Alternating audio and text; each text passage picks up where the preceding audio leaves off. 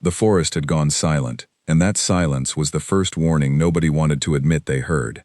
Corporal Ethan Vasquez moved low through the wet undergrowth, his boots sinking into soft mud, his rifle raised just enough to feel ready without feeling foolish. Behind him, 4 other men moved in a loose line, spread out the way they had been trained to spread out, each one trusting the man ahead and the man behind. It was close to midnight, and the jungle canopy blocked out even the thin moonlight that had guided them earlier in the evening. Something was wrong. Ethan could not name it, not yet, but every soldier who has spent real time in dangerous places develops a sense for wrongness, an itch at the back of the neck that has nothing to do with logic. The insects had stopped calling. The frogs, which had been loud and constant for hours, had gone quiet all at once, as if someone had reached out and switched them off. Ethan raised a closed fist, and the men behind him froze in place without a sound. Daniel Cross, the youngest member of the squad, crept up beside him. His face was pale under the green and black paint they all wore, and his eyes kept flicking toward the tree line as though he expected something to step out of it. "What is it?" Daniel whispered, his voice barely more than breath. "I don't know," Ethan answered. "Just stay sharp." They had been sent into this stretch of dense wilderness, on a mission that had been explained to them only in pieces. Somewhere ahead, hidden among the trees, was an old research outpost that had gone dark 3 weeks earlier. No radio contact, no distress signal, nothing but silence from a facility that had once reported in every single day without fail. Command wanted answers, and Ethan's squad had been chosen to find them. The squad leader, a hard, quiet man named Colonel Grant Miller, walked several paces back, studying a handheld device that blinked with a faint green light. He had told them almost nothing about what they were truly looking for, only that speed and discretion mattered more than anything else. Ethan trusted his training, but he did not entirely trust the mission, and after tonight, he trusted it even less. They pressed forward. The path narrowed, forcing them through a channel of thick brush where thorns caught at their sleeves and equipment. Marcus Webb, walking just ahead of Ethan, stopped so suddenly that Ethan nearly ran into him. "Look at this," Marcus said quietly, crouching beside a fallen log. Ethan knelt next to him and immediately understood why Marcus had stopped. Deep gouges ran along the length of the log, 4 parallel lines cut deep into old, hard wood. They were far too wide to have been made by any animal Ethan knew, and far too high off the ground to have been made by anything that walked on 4 legs close to the earth. "Some kind of big cat, maybe," Marcus offered, though his tone made it clear he did not believe his own guess. Ethan ran his fingers near the marks without touching them, careful the way any trained soldier would be careful around something unfamiliar. The bark around the gouges was peeled back in long curling strips, and there was a strange, faint smell in the air, something sour and unfamiliar, like rot mixed with something electric. "Whatever it was, it climbs," Ethan said, "or it stands tall enough not to need to." They moved on because that was the job, but the mood in the squad had shifted. Owen Fletcher, walking rear guard, kept glancing over his shoulder more often than the mission required. Lucas Bennett, normally the one who filled silence with quiet jokes, said nothing at all for the better part of an hour. Even Colonel Miller, whose calm had always seemed unshakable, gripped his rifle a little tighter than before. An hour later they found the first dead animal, a large forest boar lying on its side near a shallow stream. At first glance it looked like it might have simply died of age or sickness, but as Ethan crouched beside it with his flashlight shielded to a narrow beam, he noticed something that made his stomach tighten. The animal had no visible wounds, no signs of a struggle, nothing broken or torn. It was simply drained, its body strangely light when Owen nudged it with his boot, as though something essential had been taken from it and only the shell remained. Claire Dawson, the squad's medic, knelt down for a closer look. She had seen plenty of injuries in her career, plenty of things that should have unsettled her, but this made her frown in a way Ethan had not seen before. "This isn't natural," she said. "There's no blood anywhere. Not on the ground, not on the animal. It's like it was never there to begin with." "Predators don't work like that," Marcus said. "Not the ones we know." Nobody answered him, because nobody had an answer to give. They continued on in a tighter formation than before, weapons up, eyes scanning constantly. The forest around them felt different now, not simply quiet, but watchful. as though the trees themselves were holding their breath along with the men who moved beneath them. Around 1 in the morning, the squad reached a ridge that overlooked a shallow valley. Colonel Miller called a brief halt, gesturing for everyone to take a knee while he studied a paper map alongside the glowing device in his hand. "The outpost is 2 kilometers ahead, past that tree line," he said, his voice low. "We move in, we assess, we get out. No unnecessary risks." Ethan used the pause to check his equipment, tightening a strap on his vest, running through the small mental checklist that had kept him alive through many difficult nights before this one. He glanced at Daniel, who was staring out into the darkness with an expression Ethan recognized immediately, the look of a young soldier trying very hard not to show fear. "You good?" Ethan asked quietly. "Yeah," Daniel said, though the word came out thinner than he probably intended. "I just keep feeling like something's watching us. Not like an animal, like something that knows we're here on purpose."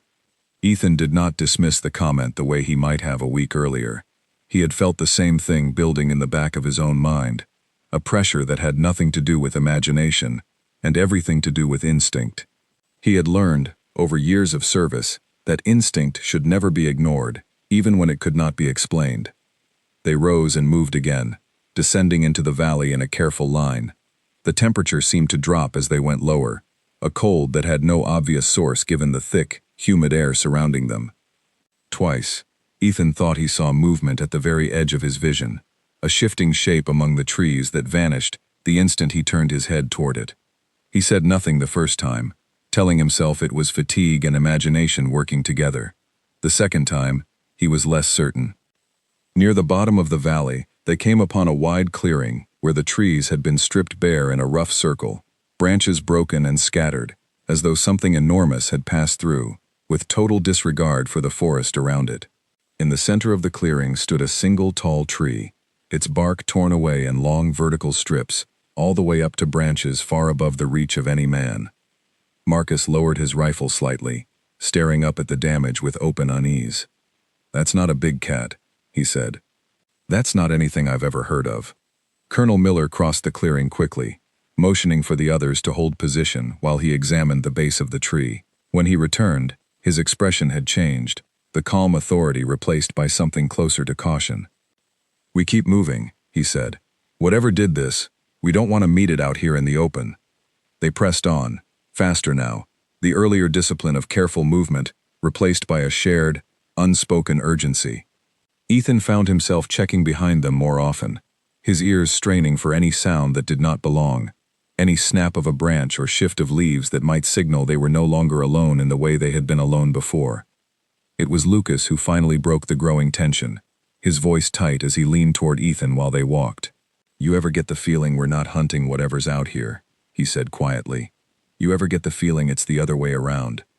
Ethan did not answer right away. He had been trying not to think that exact thought for the better part of an hour, but hearing it said aloud made it impossible to ignore any longer. Somewhere beyond the edge of their flashlights, in the deep black spaces between the trees, something was moving with them, matching their pace, staying just far enough away to remain unseen. They reached the far tree line as the first hints of gray began to soften the darkness above the canopy, signaling that dawn was still hours away, but drawing slowly closer. Ahead, through a gap in the trees, Ethan could just make out the shape of a structure, low and square, with no lights showing and no sign of life. The outpost, their destination. Colonel Miller raised a hand, signaling the squad to stop and form a defensive position at the tree line before advancing further. As they knelt in the shadows, studying the silent building ahead, Ethan felt the cold pressure at the back of his neck grow sharper, more insistent, as though whatever had been trailing them through the valley had finally drawn close enough to almost be seen. None of them noticed, in that tense and watchful moment, the faint shape crouched high in the branches directly above their position, still and patient, waiting for the perfect instant to make its presence known. The outpost looked abandoned in the way that felt wrong, rather than simply empty. No lights burned behind any of the windows, no generator hummed in the background, and the front door stood partly open, swinging gently, even though there was no wind strong enough to move it. Colonel Miller signaled the squad forward in pairs, and Ethan found himself moving alongside Owen Fletcher, both of them keeping low as they crossed the last open stretch of ground before reaching the building's outer wall. Inside, the outpost told a story that none of them wanted to read. Chairs had been knocked over. Papers were scattered across the floor, some of them stained with something dark that had dried long ago.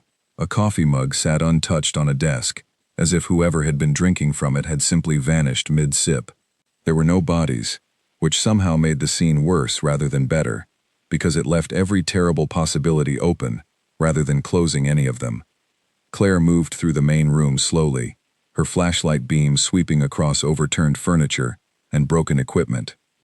"Whatever happened here, it happened fast," she said. "Look at this chair. Whoever was sitting here didn't get up. They went backward, hard." Marcus found a logbook near one of the desks, its pages filled with hurried, increasingly frantic handwriting.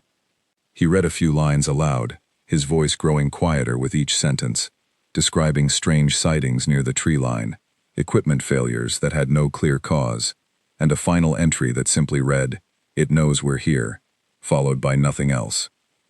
Colonel Miller ordered a full sweep of the building, splitting the squad into 2 teams to cover more ground quickly. Ethan and Daniel took the east wing, moving room by room through narrow hallways lit only by their flashlights. Every door they opened revealed the same story: chaos frozen in place, evidence of people who had left in a hurry and never returned. In one of the back rooms, Daniel found a wall covered in photographs and notes, pinned up in a rough, unofficial pattern. Ethan studied them over his shoulder, and what he saw made the cold feeling at the back of his neck return with full force. The photographs showed blurred shapes in the trees, tall and dark, always at a distance, always partially obscured by shadow or foliage. Handwritten notes beside them speculated about size, movement patterns, and something the researchers had apparently started calling the Watcher. "This isn't a rescue mission," Daniel said quietly. "This is something else entirely." Before Ethan could respond, a sharp crash echoed from somewhere deeper in the building, followed immediately by Colonel Miller's voice barking orders through the radio clipped to Ethan's vest. "Movement detected. West corridor. Converge now." They moved fast, weapons ready, retracing their steps through the dark hallways toward the sound. When they reached the west corridor, they found Lucas, standing frozen near an open doorway, his flashlight beam trembling slightly as it pointed into a room beyond. Inside, a heavy metal cabinet lay on its side, its contents spilled across the floor, and a section of the far wall had been torn open from the outside. Wooden planks bent outward, as though something had forced its way through with tremendous, deliberate strength. Nobody spoke for a long moment. Then Colonel Miller's radio crackled with a transmission from Marcus, who had remained near the front entrance on watch. "Something's moving out here," Marcus said, his voice tight with urgency. "Multiple shapes, circling the perimeter. It's not one thing, there's more than one." The squad regrouped quickly near the main room, forming a tight defensive position with their backs toward the center of the building. Through the windows, faint shapes moved between the outer trees, too quick and too coordinated to be simple animals, vanishing and reappearing at different points along the tree line, as though testing the edges of the building, searching for weakness. "We need to fall back to the extraction point," Colonel Miller said, his voice steady despite the tension in the room. "Now, before this gets worse." They moved out through the rear of the building, staying low and close together, weapons trained outward in every direction. The night around them had changed completely from the earlier hours, no longer simply watchful but active, alive with movement just beyond the reach of their flashlights. Twice, Ethan caught a glimpse of something tall and dark, slipping between distant trees, gone before his eyes could properly focus on it. They had covered perhaps half a kilometer when the attack began in earnest. A powerful impact struck the tree line ahead of them, sending broken branches raining down across the path, and in the chaos that followed, the squad's tight formation broke apart as everyone scattered instinctively for cover. Ethan dove behind a fallen trunk, his ears ringing, his heart pounding against his ribs as he tried to make sense of the sudden confusion around him. "Regroup, regroup," Colonel Miller shouted, somewhere off to the left, his voice barely audible over the sudden crash of movement through the undergrowth. Ethan rose to move toward the sound of the colonel's voice, but a fast, low shape crossed his path only a few meters away. forcing him to throw himself sideways into thick brush to avoid it. By the time he regained his footing, the direction he had come from was empty, the rest of the squad scattered somewhere in the darkness ahead, their flashlights bouncing wildly as they ran. "Wait for me," Ethan called out, his voice swallowed almost immediately by the dense trees around him. Nobody answered. He pushed forward through the brush, following what he believed was the direction the others had taken, but the terrain twisted unpredictably, forcing him around obstacles that separated him further from any clear path. Somewhere ahead, he could hear distant shouting, the colonel's voice calling out orders, Claire's voice calling a name that was not his own. Ethan reached a shallow ravine that blocked his path entirely, forcing him to choose between a long detour or a difficult, risky descent. He chose the descent, scrambling down loose earth and exposed roots, his rifle slung tight across his back to free both hands for the climb. By the time he reached the bottom and began climbing the opposite side, the sounds of his squad had faded almost completely, replaced by the pounding of his own pulse in his ears. At the top of the ravine, breathing hard, Ethan finally caught sight of moving flashlights far ahead, already a significant distance away, and moving fast in the direction of the original extraction point. He opened his mouth to call out again, but stopped himself, some instinct warning him that a loud voice in this darkness might draw exactly the kind of attention he least wanted. He moved instead, pushing his tired legs into a steady run, trying to close the distance between himself and the retreating lights. Branches whipped at his face and arms as he ran, but he kept his focus locked on the distant glow, refusing to let it slip fully out of sight. Slowly, painfully, the gap began to narrow. Then, through his radio, he heard Colonel Miller's voice again, this time speaking to someone else entirely, his tone clipped and urgent in a way that made Ethan's stomach drop before he even understood the words. "We can't wait any longer," the colonel said. "Whatever's out here, it's not going to stop hunting us just because we're missing one man. We move to extraction now. Full speed, no exceptions." "No," Claire's voice answered, sharp with disbelief. "We are not leaving him out here alone." "That's an order," the colonel said. "We regroup at extraction. That's final."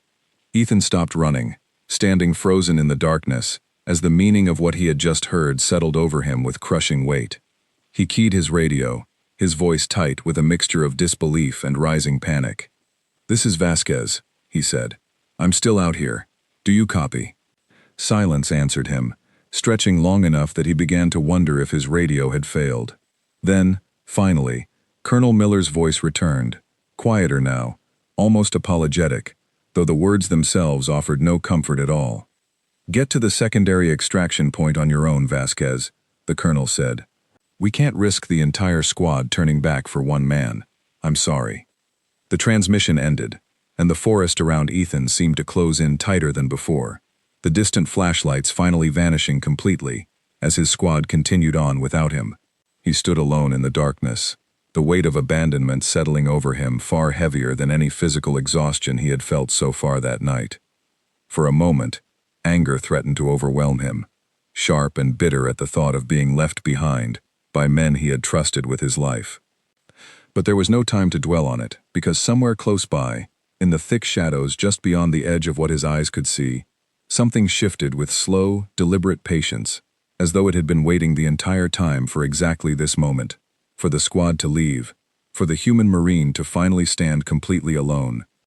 Ethan raised his rifle slowly, turning in a careful circle, his breathing shallow, as he strained to hear anything beyond the sound of his own heartbeat. The forest offered no answers, only silence, thick and complete, the same unnatural silence that had first warned him hours earlier that something was deeply wrong in this place. He had no choice now but to move, to find his own way to safety, through miles of hostile, unfamiliar terrain, entirely alone, while something ancient and patient watched him from the darkness, already beginning to close the distance between them. Ethan forced himself to think clearly, pushing the sting of betrayal aside, because survival demanded focus, not anger. He pulled a small compass from his vest pocket, angling it carefully under the dim red glow of a shielded flashlight, and traced a rough path toward the secondary extraction point, marked on the map he had memorized before the mission began.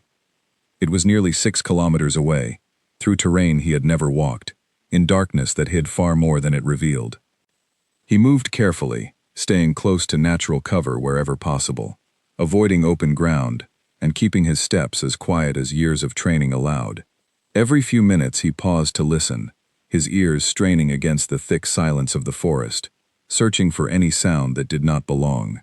More than once, he thought he heard something, a soft shifting of leaves, a faint snap of a branch, always somewhere behind him, always just far enough away that he could never be certain it was real. An hour into his solitary march, Ethan crossed a shallow stream, pausing briefly to fill his canteen and rest his aching legs. As he knelt at the water's edge, he noticed something that made him go completely still.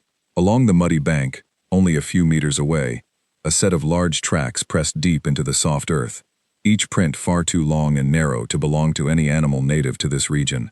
The stride length between each track suggested something tall, something that covered ground with unnatural speed and confidence. He rose slowly, scanning the tree line in every direction, his rifle held ready across his chest. Nothing moved.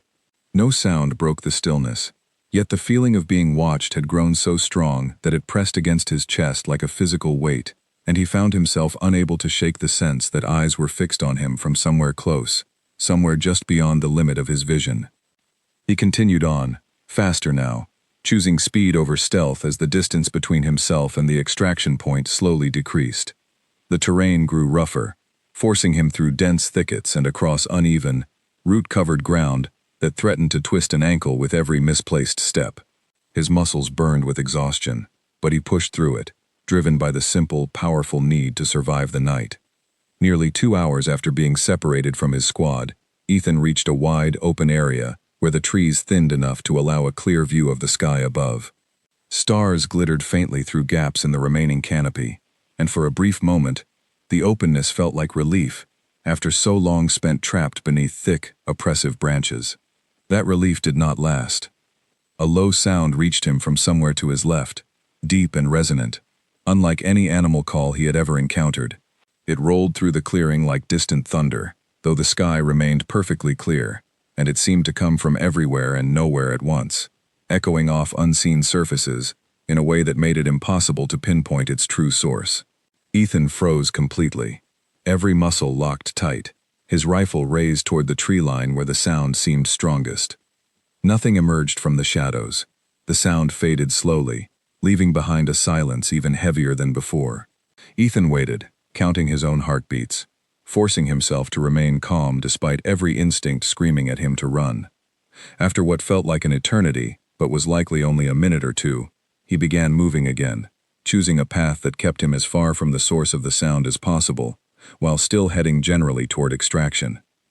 The forest seemed to shift around him as he walked, familiar shapes twisting into unfamiliar ones under the shifting play of shadow and faint moonlight. Twice he stopped, certain he had heard footsteps matching his own pace exactly, only to find nothing when he turned to look. He began to understand, with growing certainty, that whatever hunted him was not simply following at a distance. It was studying him, learning his patterns, waiting for the right moment to close the gap completely. Near the edge of a rocky outcropping, Ethan found a narrow gap between two large boulders that offered a defensible position, a place where he could rest briefly, with his back protected, and a clear view of the open ground ahead. He settled into the gap, catching his breath, allowing himself a few precious minutes to steady his racing heart and reassess his situation. It was during this brief pause that he finally saw it clearly for the first time.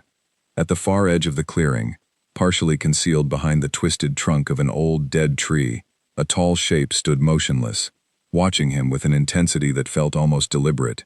In the faint moonlight, Ethan could make out little detail, only a general impression of height far beyond that of any person, limbs that seemed slightly too long for the body they belonged to, and a stillness so complete that it felt unnatural, as though the shape had been carved from the darkness itself, rather than born from flesh and bone. Ethan did not move. He did not breathe. Every fiber of his training told him that sudden movement now would be a fatal mistake, that his best chance lay in remaining as still and unthreatening as possible, until he could determine what exactly he was facing.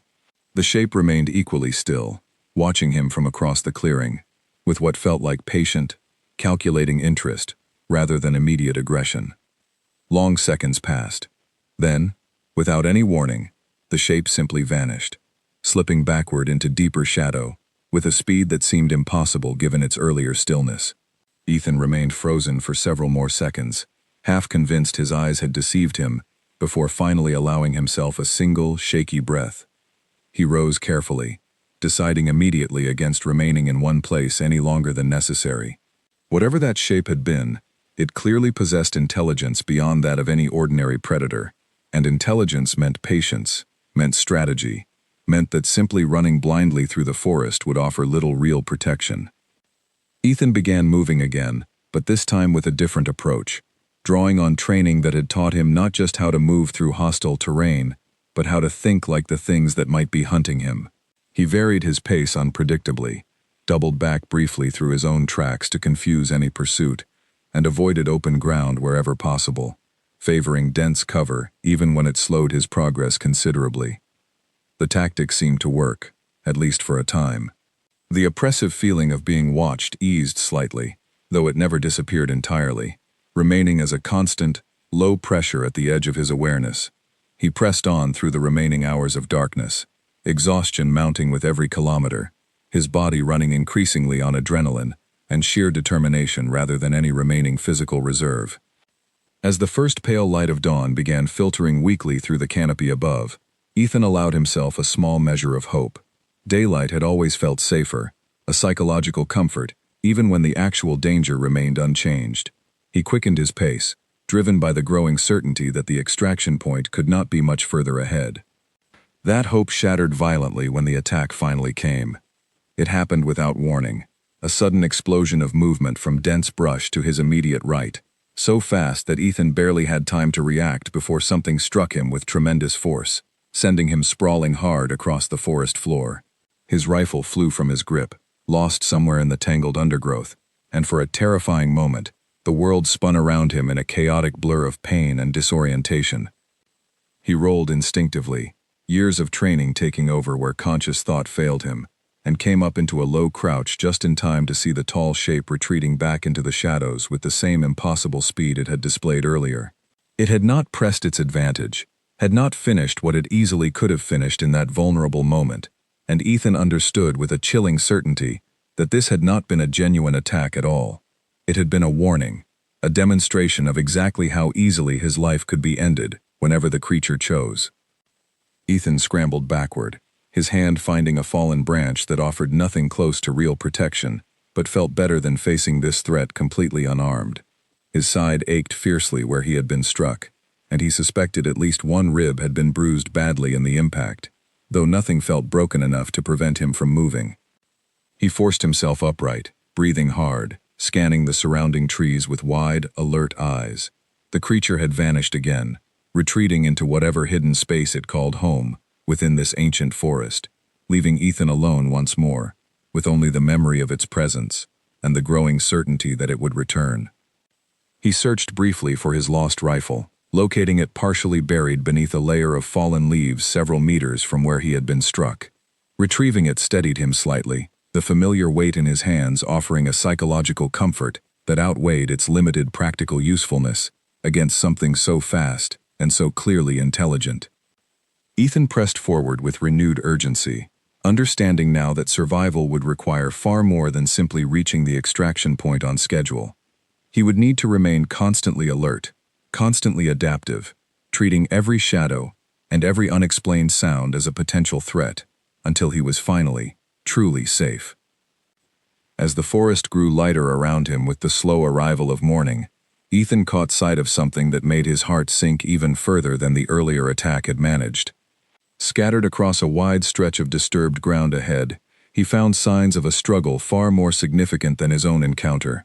Broken branches, scorched earth, and scattered pieces of military equipment that he recognized immediately. His squad had passed this way, and something had clearly happened to them as well. Ethan knelt beside a discarded radio unit, its casing cracked, and its internal components exposed to the morning air. As he studied the scene around him with growing dread, he began to understand that the creature hunting him through the night was not focused solely on the Marine that had been left behind. It was hunting everyone, methodically and with clear purpose, and the abandonment that had separated Ethan from his squad might ultimately prove far less significant than the shared fate now stalking every single one of them through this unforgiving, ancient forest.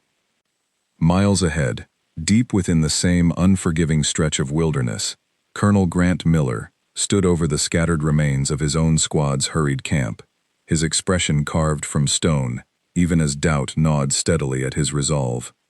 They had reached a defensible position near a rocky outcrop just after dawn, hoping to rest briefly before continuing the final push toward extraction, but rest had proven impossible from the very first moment they stopped moving.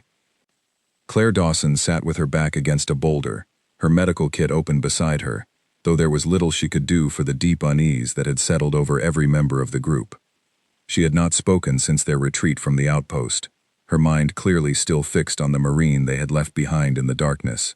Every time she closed her eyes, she saw Ethan's face, calm and trusting, exactly as it had looked before the chaos separated them. "We should not have left him," she said finally, breaking the heavy silence that had settled over the camp. Her voice carried no anger, only a quiet, insistent conviction that had been building steadily since the moment the colonel gave the order. "We made a decision to save the rest of the squad," Colonel Miller answered, though his own voice lacked the certainty it had carried during the actual moment of crisis. "Sometimes there are no good choices, only necessary ones." Marcus Webb, cleaning his rifle a short distance away, glanced up sharply at the exchange. "Necessary for who?" he asked. "Because from where I was standing, it looked a lot more like we saved ourselves, and called it strategy." Colonel Miller did not respond immediately, and his silence spoke volumes that his words had failed to capture. Owen Fletcher shifted uncomfortably nearby, clearly torn between loyalty to his commanding officer and a guilt that had been steadily growing since the retreat began. Lucas Bennett said nothing at all, staring instead into the surrounding trees with an expression that suggested his thoughts had drifted far from the current conversation. The argument might have continued, might have grown into something far more serious, if not for the sudden, sharp cry that erupted from beyond the edge of their camp, cutting through the tension like a blade. Everyone rose instantly, weapons raised, eyes scanning the tree line as the sound faded into an unsettling silence. "That came from the perimeter," Marcus said, already moving toward the source with careful, deliberate steps. Colonel Miller followed close behind, gesturing for the others to hold their position while he and Marcus investigated. They found Owen's discarded watch post empty, his rifle lying abandoned on the ground beside a patch of disturbed earth. There was no blood, no obvious sign of struggle beyond the scattered leaves and broken twigs, but Owen himself was simply gone, vanished as completely and impossibly as if the forest itself had swallowed him whole. "Owen!" Marcus called out, his voice echoing uselessly through the trees. "Owen, answer me." No response came. Colonel Miller knelt beside the abandoned rifle, his jaw tight with a fear he was clearly working hard to suppress. When he finally spoke, his voice had lost much of its earlier authority, replaced by something closer to genuine uncertainty. "We move, now," he said. "Whatever took him, it's still close." They gathered quickly, forming a tighter defensive formation than before, but the earlier confidence that had defined their retreat from the outpost had been badly shaken. Claire kept glancing toward the space where Owen had been standing only minutes earlier, her expression a mixture of grief and dawning horror at the realization that their earlier decision to abandon Ethan might have doomed them all, rather than saving anyone at all. As they pushed deeper into the forest, the atmosphere around them grew increasingly oppressive, the same unnatural silence that Ethan had noticed hours earlier now pressing down on the remaining squad members with equal intensity. Every rustle of leaves drew immediate, tense attention. Every shadow seemed to hold the possibility of sudden, terrible movement. Lucas broke the silence eventually, his voice low and strained. "You all remember that logbook, back at the outpost, the one that mentioned something called the Watcher. Nobody wanted to remember it, but everyone clearly did, the frantic handwriting, and the final chilling entry replaying in each of their minds, despite every effort to focus instead on the immediate danger surrounding them. Whatever it is," Colonel Miller said firmly, "our best chance is reaching extraction as quickly as possible. We stay together, we stay alert, and we do not stop moving unless absolutely necessary." They pressed on with grim determination, but the forest seemed determined to test that resolve at every turn. Twice they were forced to alter their path around fallen trees that had clearly been torn down, rather than naturally collapsed. Thick trunks snapped and splintered by force, far beyond anything a simple storm could have produced. Once, they crossed a wide patch of ground, scorched black in a rough circular pattern, the cause of the damage entirely unclear and deeply unsettling in its mystery. Nearly an hour after losing Owen, the squad reached a narrow ridge, overlooking a steep drop into a shadowed ravine. Colonel Miller called a brief halt to study the terrain ahead, searching for the safest possible route around the obstacle. It was during this pause that Lucas suddenly stiffened, his rifle snapping up toward the tree line to their left. "Something's there," he said, his voice tight with alarm. "I saw it move." Everyone turned in that direction, weapons ready, but the trees revealed nothing beyond ordinary shadow and stillness. Marcus moved a few cautious steps closer, scanning the underbrush carefully before shaking his head. "Nothing here," he said, though his tone carried little genuine confidence in the assessment. They resumed moving, but Lucas remained visibly shaken, his eyes darting repeatedly toward the same stretch of trees as though expecting something to emerge at any moment. His fear proved justified sooner than anyone anticipated. As the squad descended carefully along the ridge toward a safer crossing point, a powerful impact struck the ground directly behind Lucas, close enough that the resulting shockwave sent him stumbling forward into Marcus. "Move!" Colonel Miller shouted, already breaking into a run toward the nearest available cover. The squad scattered instinctively, taking shelter behind scattered boulders and thick tree trunks as chaos erupted around them. Claire pressed herself against a large rock, her breathing rapid and shallow, while Marcus helped a shaken Lucas find similar cover only a short distance away. Colonel Miller crouched behind a fallen log, his rifle sweeping across the surrounding tree line in search of any clear target. Nothing revealed itself directly, yet the sense of imminent danger remained overwhelming, the air itself seeming to vibrate with barely contained threat. Long, tense minutes passed in silence before Colonel Miller finally risked breaking cover, gesturing sharply for the others to continue moving toward the ravine crossing, while conditions remained temporarily calm. They reached the narrow crossing point without further incident, though the relief proved painfully short-lived. As Marcus stepped onto the makeshift path across the ravine, a section of the ground beneath him gave way unexpectedly, sending him sliding hard toward the steep drop below. Colonel Miller lunged forward instantly, catching Marcus by the arm just before he vanished over the edge, hauling him back to safety with considerable effort. "Thank you," Marcus gasped, his chest heaving, as he steadied himself on solid ground once more. Colonel Miller offered only a brief nod in response, his attention already shifting back toward their surroundings, searching constantly for any sign of the threat that continued to shadow their every movement. As they resumed their careful crossing, Claire finally voiced the thought that had clearly been building in her mind since Owen's disappearance. "This isn't random," she said. "It's punishing us for leaving him behind." Colonel Miller did not immediately dismiss the idea, though his expression suggested he wanted very much to do exactly that. Instead, he remained silent, his focus locked on the path ahead, though the weight of Claire's words seemed to settle over the entire squad regardless of whether anyone chose to voice agreement aloud.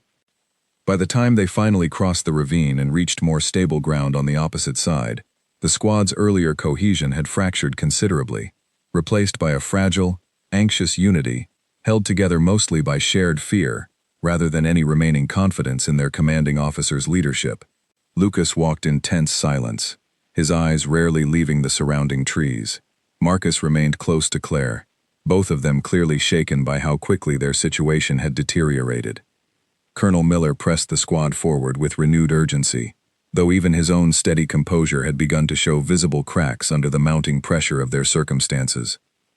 Somewhere behind them, faint and distant but unmistakably present, the same low resonant sound that Ethan had heard earlier echoed once more through the trees, a reminder that whatever hunted them remained close, patient, and entirely unconcerned by their continued efforts to escape.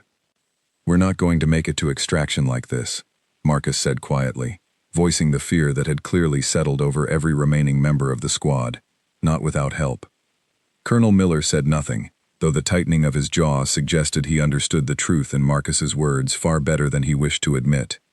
Somewhere ahead, Through miles of hostile, unforgiving terrain, their best remaining hope for survival might actually be the very marine they had abandoned only hours earlier, a realization that settled over the group, with the bitter weight of guilt they could no longer afford to ignore.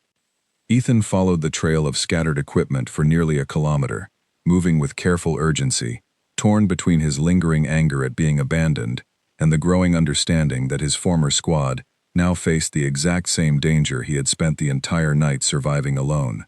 Whatever bitterness remained from Colonel Miller's decision would have to wait, because the signs around him suggested the squad was in serious trouble, and finding them quickly had become far more important than settling old grievances.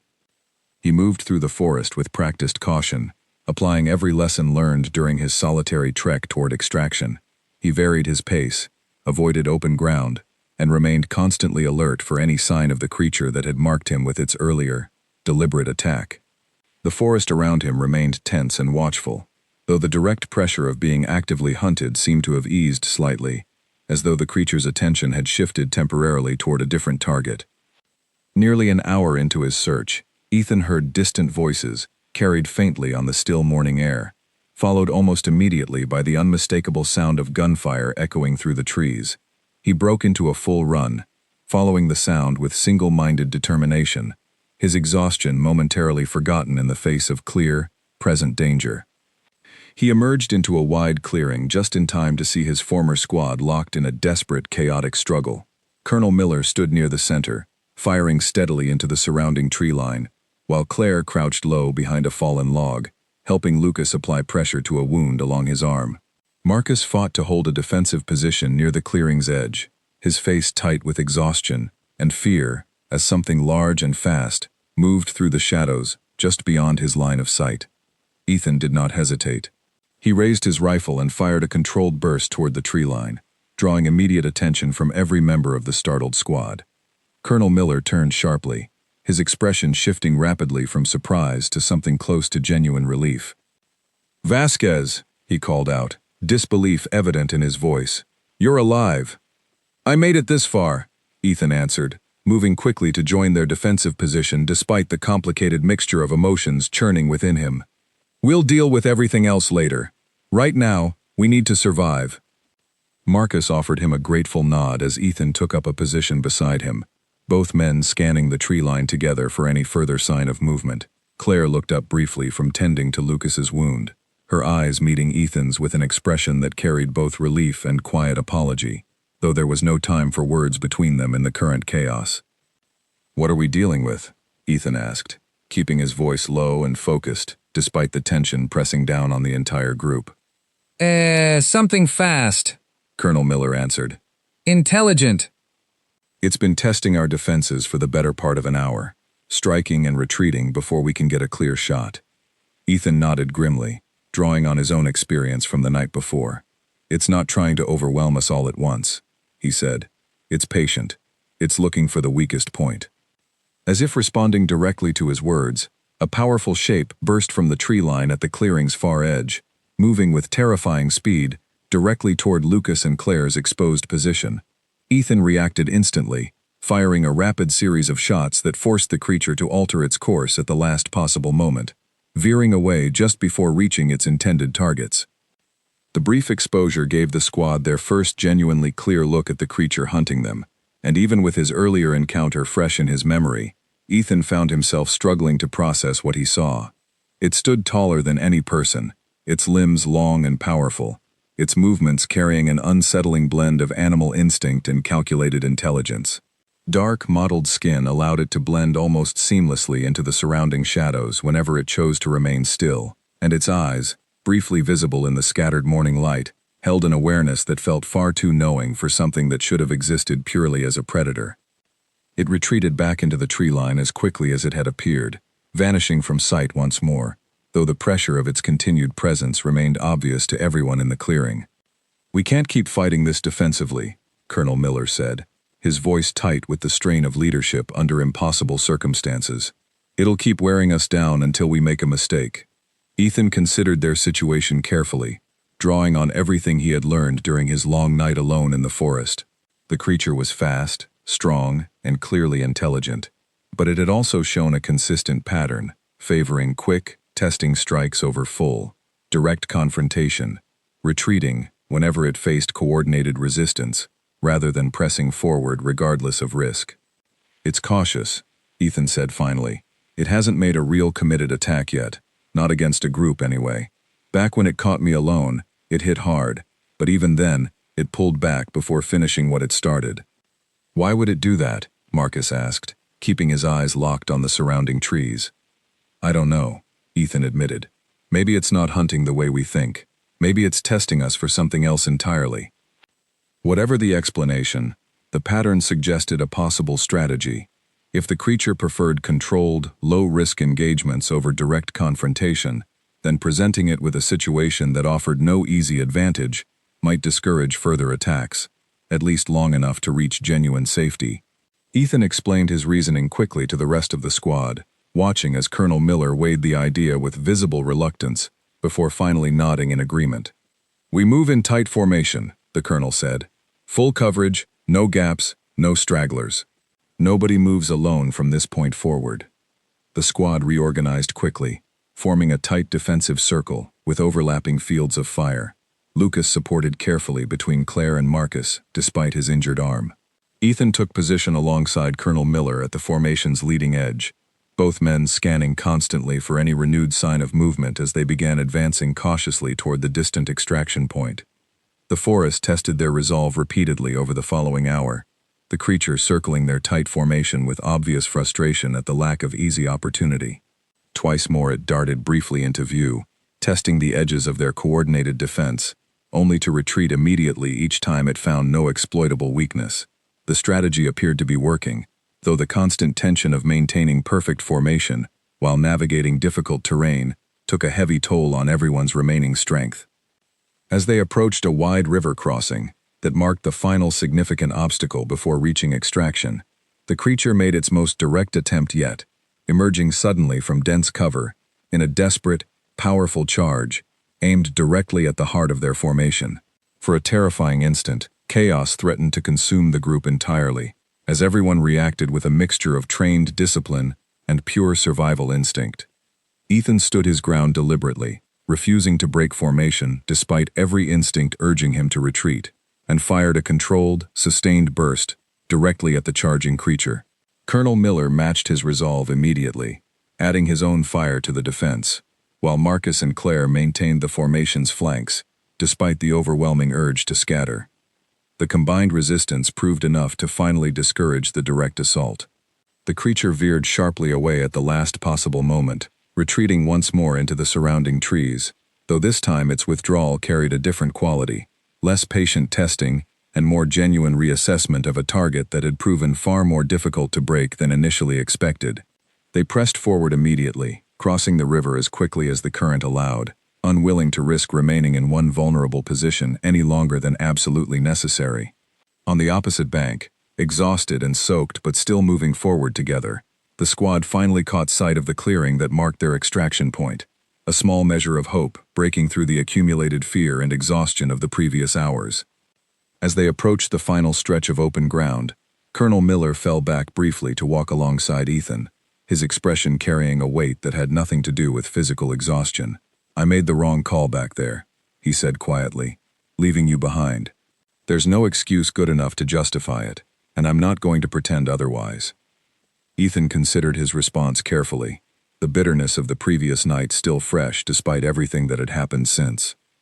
"You're right," he said finally. "There isn't an excuse.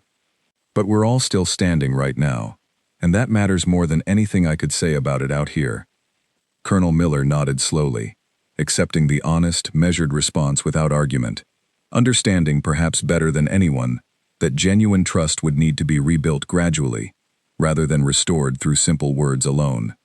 They reached the extraction point as the sound of an approaching helicopter finally broke through the surrounding silence, a welcome mechanical roar that promised safety after a night that had tested every member of the squad far beyond anything they had anticipated when the mission first began. As the aircraft descended into the clearing, kicking up a wide circle of dust and loose debris, Ethan allowed himself a final glance back toward the tree line they had just escaped.